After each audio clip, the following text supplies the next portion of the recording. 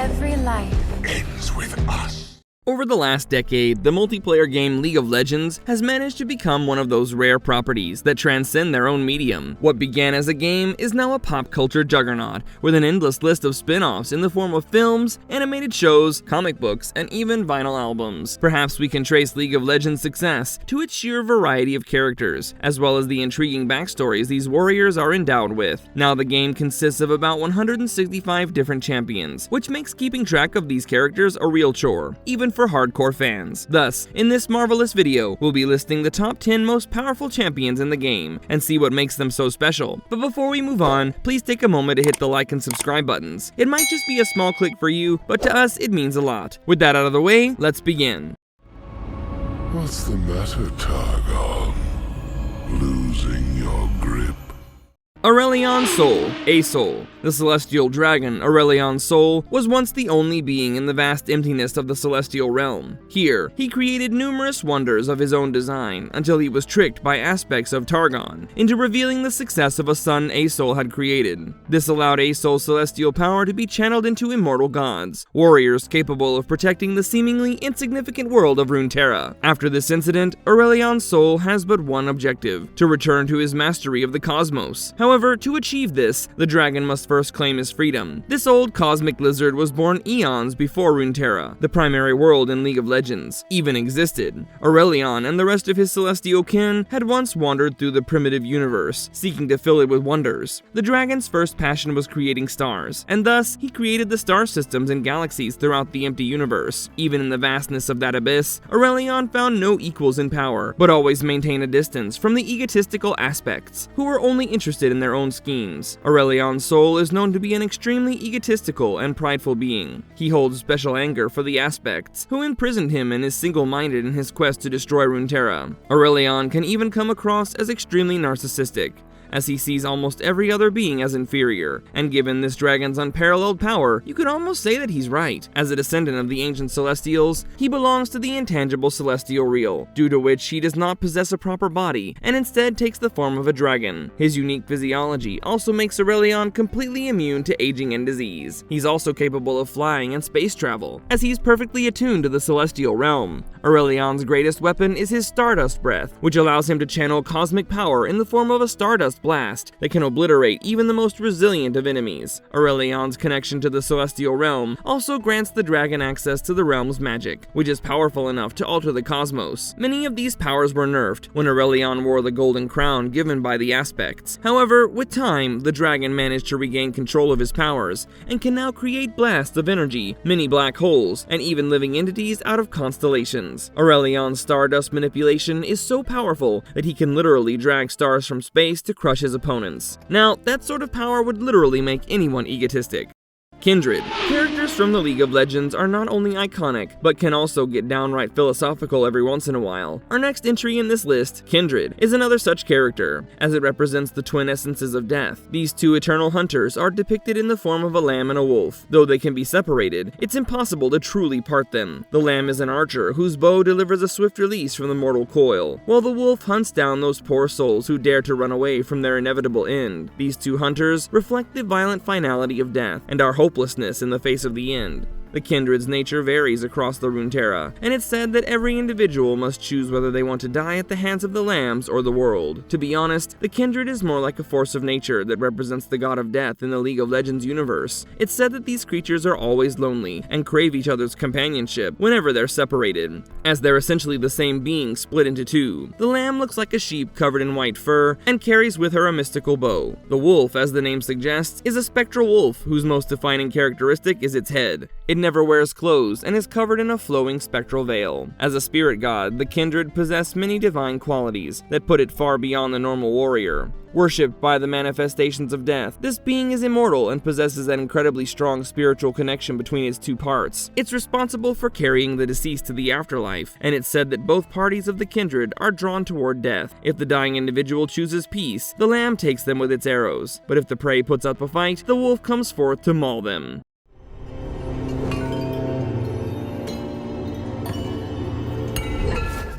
Bard, the Wandering Caretaker. Bard, the Wandering Caretaker, is another celestial being that wields an unreal amount of power. This guy is a traveler from far away, and is seen as an agent of serendipity. Its objective is to maintain harmony between different creations. Rune Terrans see this champion as a force of nature, and sing songs that ponder upon his extraordinary nature. He's often surrounded by a jubilant choir of meeps, who make it all the more fun. It's pretty difficult to see this one as anything other than a god, as he always serves the universe in one way or another. He existed before the creation of the universe, but only found out his true purpose when Sol created the first stars, which produced the symphony of creation. The bard then traveled across various harmonies of the universe, always gathering helpful meeps to travel with him. Unlike other celestials who often meddle with the mortals, the bard has always been a visionary, and likes to focus more on the bigger picture. He's far more interested in maintaining the cosmic balance of places like Runeterra, and is dedicated to stopping threats that might fracture the fabric of pure reality. The bard only interacts with mortal beings during great events that seem to threaten the balance on which the cosmos is built. He's pretty indifferent to individual lives and struggles, and always values preserving lives more than anything else. Not one for fighting, the bard never engages in combat unless it's extremely significant in the grand scheme of things. Just like Sol, Bard possesses celestial physiology and a deep connection with the celestial beings. It's effectively immortal and possesses a large number of extremely powerful abilities, like cosmic hearing. This ability allows the bard to perceive the universe through music. Not only can it see the beauty of the universe, but it can also detect any approaching threats with great ease. Like most celestials, it does not have a body of its own, and has created its form out of musical instruments, formed by the Ionian Schwamm Player's Wagon. It uses a large horn as its main weapon, and can completely warp reality through its music. This can freeze targets, bind them, and even transport things instantaneously. Though the limits of his powers are not known, it's certain that Bard occupies the upper echelons in League of Legends.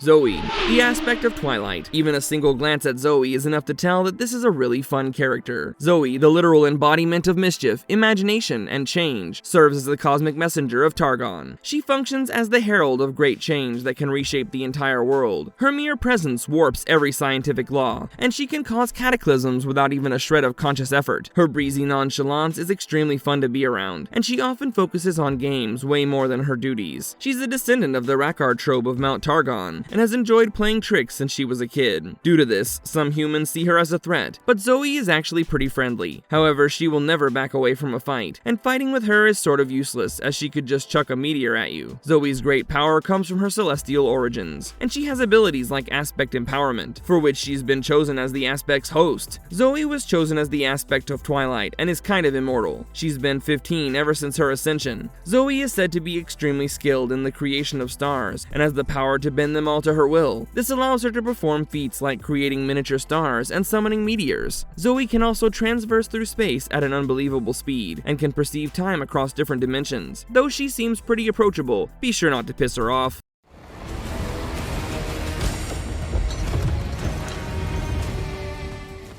Mor Kaiser, the Iron Revenant. It's believed that the warlord Mor Kaiser was slain twice and born 3 times due to necromantic sorcery. He belongs to a foregone epoch and uses sorcery that binds souls with him for an eternity of servitude. He comes from such an ancient world that very few remember his earlier conquests or the true limits of his power. However, the few ancients who can remember such things warn that one day he may return to claim dominion over both the living and the undead. He appears like a massive suit of armor, with no visible trace of organic life within it. Its eyes appear teal, and the black metal plates keeping its form together are enormous. The armor pulses and glows with the brightest teal of necromancy, while his tattered loincloth is a bright red. His only objective is to conquer everything and destroy everything that stands against his dominance. After his death, a man named Shanuzal was placed in the foggy plane of the spirit world. During his time in that realm, he gained a firm grasp of the Ochun tongue, which is the language of the dead. This understanding allowed him to go through the veil. Shanuzal took the name of Mor Kaiser and gained control of the spectral energy associated with his desires. Mor Kaiser can self-resurrect and bind his soul into a piece of armor that allows him to persist in the physical world. Moreover,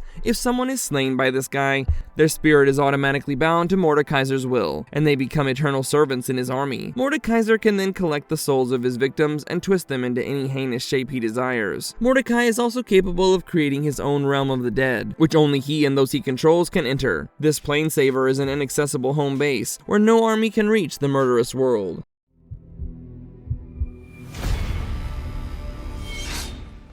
Atrox the Darkened Blade. Atrox and his brethren were once honored defenders of Shurima, battling valiantly against the Void. However, they eventually became some of the greatest threats Runeterra had ever known, and they could only be subdued through highly skilled mortal sorcery. Imprisoned for eons, Atrox finally found a way to escape. He began corrupting and transforming anyone foolish enough to wield the magical Darkened Blade containing his essence. Through this stolen flesh, Atrox now roams Runeterra as a beautiful manifestation of his former self, seeking to bring about an apocalypse to his exact long overdue vengeance. Atrox is extremely intelligent and is arguably one of the most talented seasoned combatants in the world of Legacy of Legends. Being trapped within this weapon for so long has shared some of his psyche, leaving him consumed by an obsession with complete destruction. Atrox possesses a vast variety of powers, including immortality, regeneration, life manipulation, soul manipulation, resurrection, and mind control. His attacks are incredibly potent, capable of causing large-scale destruction in an instant. Unlimited power, mine to control.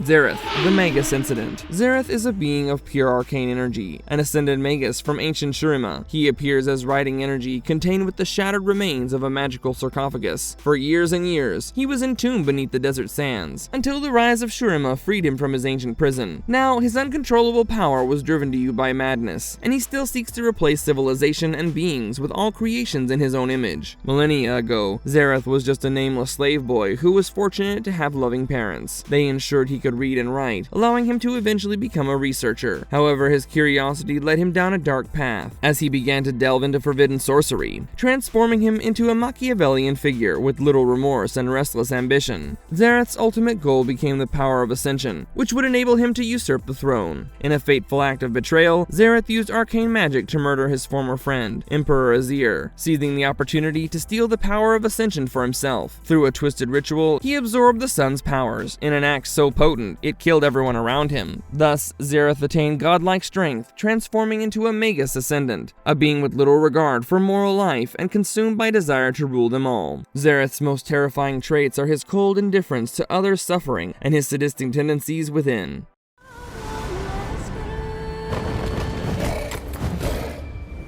Orin, the Five Below the Mountain. Orin is a demigod from the Freljord who excels in foraging and craftsmanship. Preferring solitude, he resides in a massive smithy, carved from the lava caverns beneath the volcano known as Hearthhome. Here he finds solace, stoking bubbling cauldrons of melted rock to purify rare ones. Orin's skill allows him to create items no mortal could hope to craft, some of which grant incredible power. When other deities interfere with mortal affairs, Orin emerges with his trusted hammer to remind them of their place. With the strength to move mountains, this iconic giant is truly in a league of his own. Orin is the embodiment of dedication to his staff, muscular arms built over centuries of metalwork. He may appear apathetic, but he has a deep attachment to Heartblood, and its destruction left a lasting scar on his world. The ancient being is a spirit god who represents forging and craftsmanship. As the god of fire and forging, he's remembered in the prayers and reverenced of many worshippers, giving him a form of immortality as long as he lives in their memories. His greatest strength is his mastery over primordial flame, which he can wield to melt even the legendary ice, True Ice, a feat only Orin is known to accomplish. Additionally, Orin has some control over earth magic, enabling him to create molds and summon magma in seconds. These abilities make Orin a fighter not to be underestimated. I am the end of the world, and the beginning. Belveth, the Empress of the Void. This nightmarish empress was created from the raw materials of an entire devoured city. She represented the end of Runeterra, and her existence marks the beginning of a monstrous reality in her own design. She's been present for ages, and possesses centuries of knowledge from the world above. The Empress also has an insatiable appetite for new experiences, and will consume every single thing that crosses your path. Unlike most Voidborns, she also retains some human qualities, such as individualism. Her only goal is to reunite the Lavender Sea with Runeterra, in order to create reality in her own image. As Voidborn, she's a manifestation of the Lavender Sea's desire for a representative within physical reality. Due to their alien nature, these Voidborns are unrestricted from the laws of reality, and can come in numerous forms. These creatures often take the form of biological creatures, and Belveth has chosen to take the form of a manta ray-like beast. In her true form, her false chest transforms into a gaping maw with rows of teeth, and she even grows significantly in stature. Her giant wing grants her flight, while her spiked tail can cause earthquakes when smashed into the ground. She's also capable of spawning her own Voidborn from the Lavender Sea, and these creatures function as her personal drone attackers, devoid of any thought whatsoever. Soraka, the Star Child. Soraka the Star Child is a slender lilac and lilac-skinned celestial being who sports a single horn on her forehead. A kind and humble individual, she's extremely protective of her followers, and she never shies away from guiding them. Her faith in her cause leads her to seek help from those in need, and she will go to any lengths to promote free will. She has Conan to appear like Orin. As a celestial, she has a special connection with the celestial, and does not possess natural physical beauty. She has great experience in celestial magic, and is capable of healing individuals with her spells. The healing spells cause her pain, and her physical body can't handle her celestial powers. Marvelous verdict. After this, I guess it's pretty evident that characters in League of Legends are incredibly powerful. They possess a wide range of powers and abilities, which makes choosing a champion all the more difficult. But what do you think? Did we miss a character that you think needs a place on this list? Do let us know in the comments below. However, if that's it for you today, don't worry, because we'll definitely be seeing you in our next Marvelous video. Well then, take care!